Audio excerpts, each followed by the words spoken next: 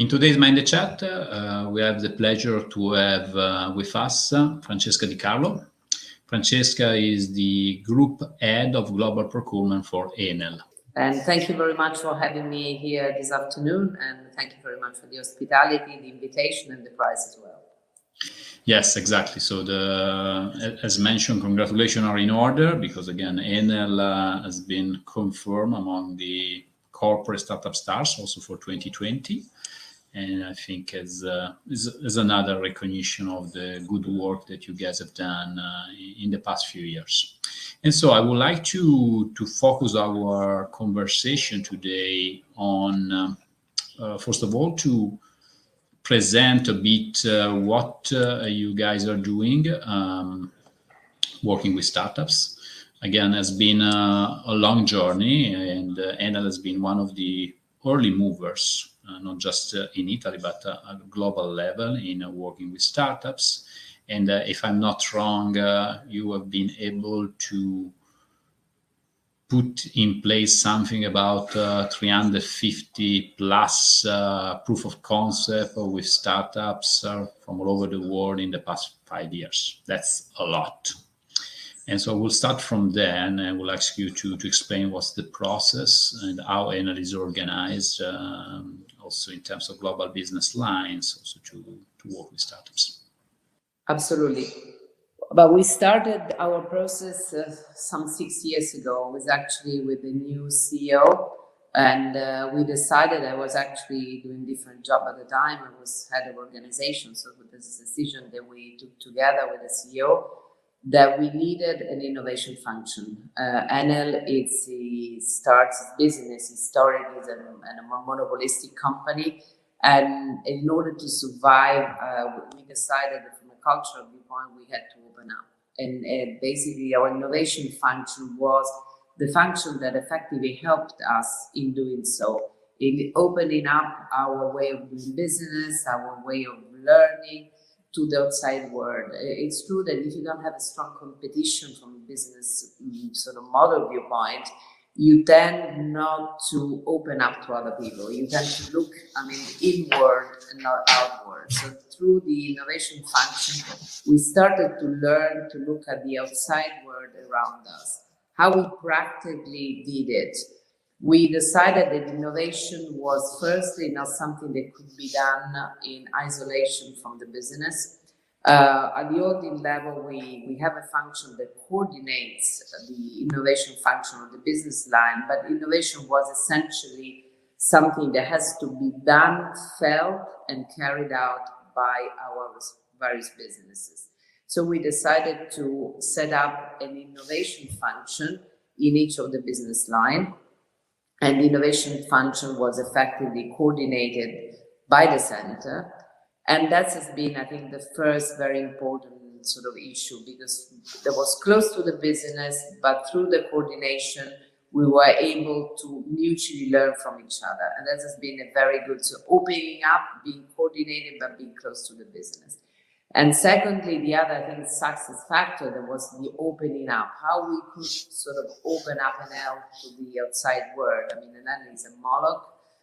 It's a business, as I said, for the type of business that we carry out, the traditional business, was not used to opening up to third parties. So we decided to basically open innovation hub in all the areas where there was a very fertile innovation culture. So we did it in the West Coast. We opened up a hub in the West Coast. We opened up a hub in Israel. It was very interesting, actually, one of the ones that I visited. And so we tried to go to the part of the world where innovation was effectively already a culture, well-established culture, where the environment was effectively productive of innovative ideas, and also the ability to do that in a structured way. And I think Israel is one of the examples. The innovation hub that we have in Tel Aviv is effectively very close to the environment, very close to the institutions, but very open to ideas and sort of and able to incubate. So you have a system, you've got ideas, and that was something that Enel needed to learn how to sort of effectively benefit from this environment. And then we sort of moved up again. continue to open up. We've got many of them, one in Madrid.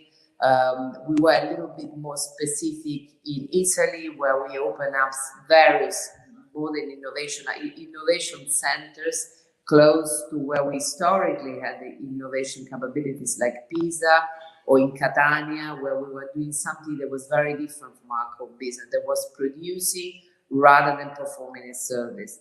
And through this ecosystem and through the business line and this ecosystem, I think there was the right sort of mixture between ideas that were coming from outside and business line that were benefiting from ideas.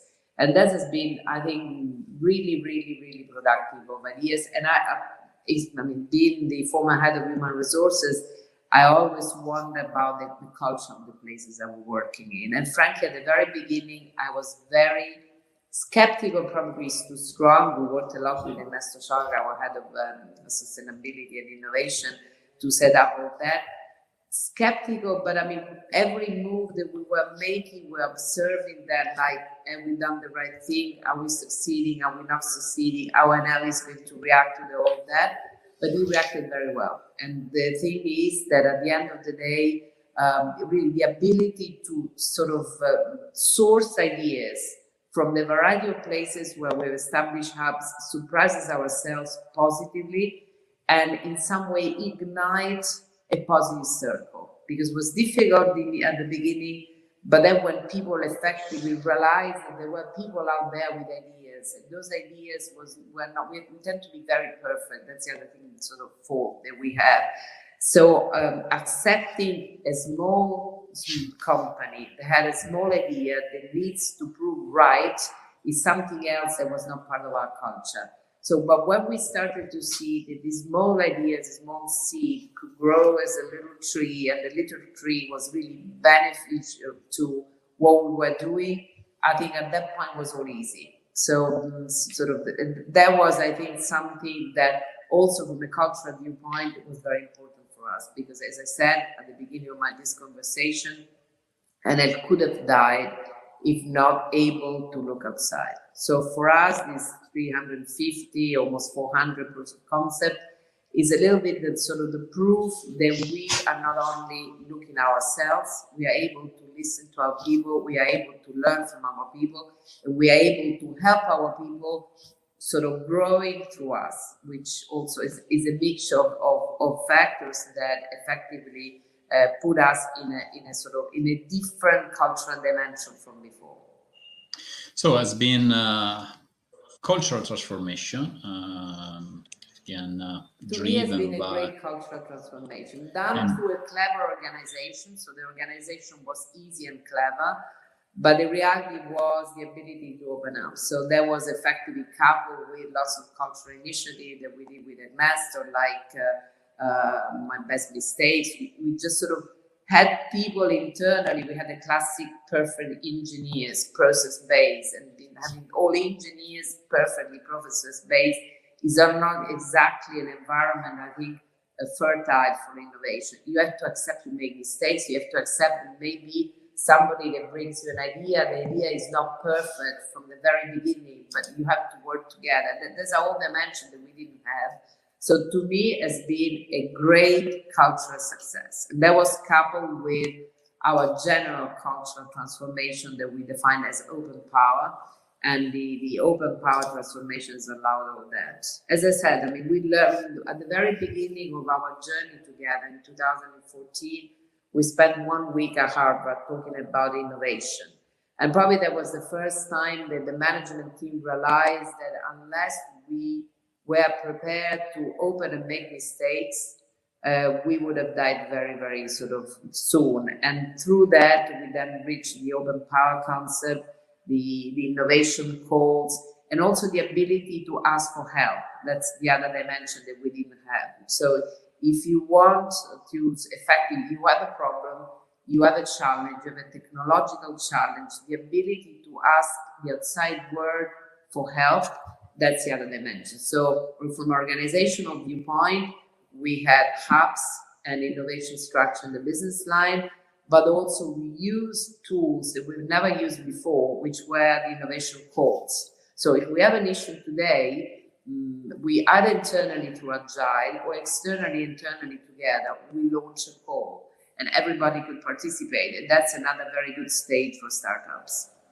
Just to zoom in into the organizational structure that you know pretty well, how many people collectively are working on innovation? How many are in the innovation hubs? How many are the one deployed at the global business lines? Frankly, I'm not able to answer.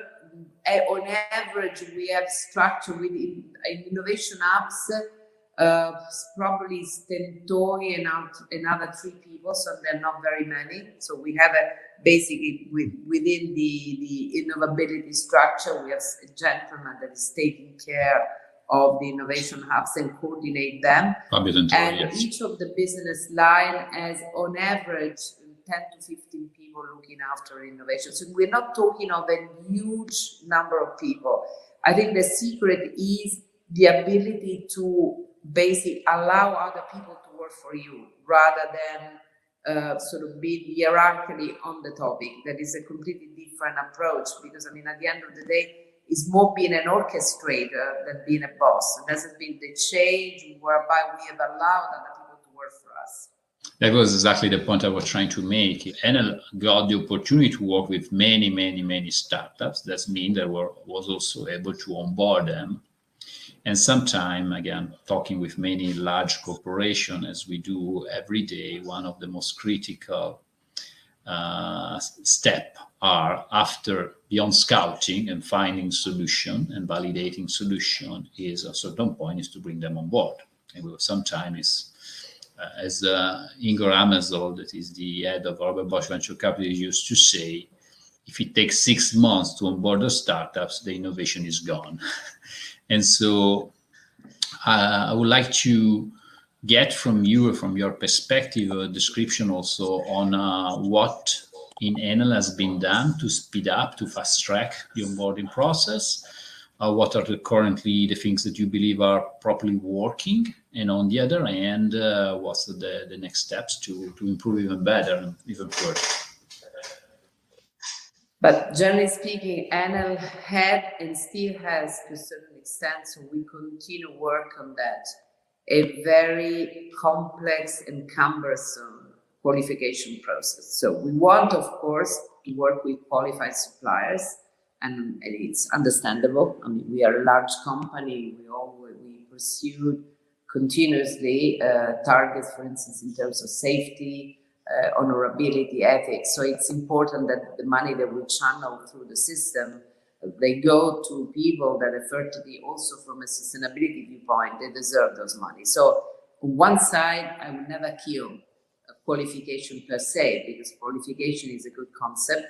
On the other side, though, I mean, we go back to being monopolistic, having to comply in certain areas with very stringent sort of bidding requirements set up by the European community, where we tend to be very bureaucratic. So the big challenge for startups, they are small, that are basically, sometimes they don't have a lawyer, they don't have a sort of a CFO, they don't have all this sort of function that effectively, all this effectively staff function, there are the one that typically in a normal large company, they are the one that basically work with us in qualification. We try initially to have them on our sort of fast process, but that was not enough because it was too cumbersome for them as well. So we are now in a sort of fast lane, so startup that effectively they have to qualify like company. I haven't been there for more than 10 years, whereas effectively we are quite generous in terms of definition of the age of the company.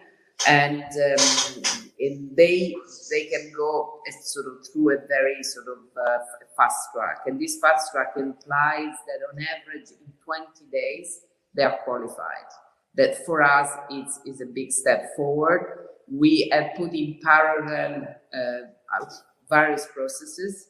So basically it's not sequential. Many times if you don't just go one step, you don't go to the next. So it's effectively, it works like through hurdles. they don't have hurdles. They work in parallel with us, so that basically they know eventually in very few days whether they can be qualified or otherwise, so they don't waste time. And we put together some tutorials for them in order for them, if they don't have support function within their own company, they can effectively learn from us how to do it. And looking forward, what could be the next steps to making this process even leaner? But to be honest with you, I mean, you haven't said so when you introduced me. I've just sort of joined procurement, so it's been two months in this job, and of course I've got many ideas, but my ideas, they need to be a little bit more sort of stabilized, because I have to learn before going forward with ideas that effectively risk to ruin the work of many other people before me. So in looking at this topic, and I've looked at this topic in depth because of this prize that we just won, and because of innovation, I've worked a lot with Ernesto Chaga. Is one of the topics that's, I think that, as I said, from a cultural viewpoint, it just sort of, I think for us it's very important that we continue to push in that direction. I think that one of the other things that we could try to pursue is not only to help startups with other sort of competitors, because with few exceptions, exception being when they have effectively come up with ideas that impact directly our business in critical parts. So we are very happy that the same idea that has been tested with us is effectively then sold to competitors of us. I mean, don't forget, for instance, we have got one of the largest, probably after China State Grid, the largest network in the world. So certainly having had the ability to work on our digital network, like some of them they do, or having the ability to work on smart grids, as some of them do, it represents a very good credential for other competitors. But the idea, and that's already done, and that's something that we already do, as I said, with few exceptions. I think that one of the ideas that we could push for instance, could be how to help companies that work with us to work with our supplier and to be part of their own ecosystem to boost some part of the value chain of our supplies. That could be one of the ideas that just come to my mind in putting my head the other day on this topic. But certainly, and also listening to them more. I mean, one of the things that I would like to try to do, I don't know what has been done by my colleagues beforehand, but I don't think so, is try to see, we have an experience, as I said, we have 350 POC, more or less 60 ideas that become stable. We've given them some 20 million euro equivalent. So what has been their experience so far? I mean, we have a supplier journey that we are revisiting, i.e. meaning asking the suppliers what they think of us, what we could be doing better, what maybe asking them, the startups with whom we have had an experience so far, whether we could improve, how we could improve the process, what has been their experience, what have been their suggestions. That could be one of the ideas that we could put in place, for instance. Because as I said, listening continuously to our environment, it's a little bit the secret that Enel has put in place in the last few years. And we are thriving more than surviving. I think we are thriving thanks to our ability to listen and to effectively welcome ideas that are generated outside us. And probably in that, being me responsible for suppliers, I think that they have to consider also the small startups as suppliers and being able to listen to them and see whether they're going to come up themselves with suggestions or with improvements that they could benefit other people sort of joining us and trying to work with us at the startup level. No, that's definitely the right approach, because again, there is no silver bullet for what we are doing here. Again, one of the beauty of open innovation is really an evolving situation, and so we are onboarding companies that are very dynamic in all means, meaning company that also most of the time crash and burn very rapidly. They have evolution in terms of governance that are totally unconventional compared with typical suppliers, and that's always opened the doors to different challenges. You mentioned before compliance, you mentioned before a lot of things that we should not discount. On the other hand, I think that the main point working with startup is most of the time, particularly a company as yours, but this is becoming the typical way of the venture client model is built upon, is the fact that you start with a POC or pilot, and then if it works, you scale up the relationship and more stable and to a large deployment.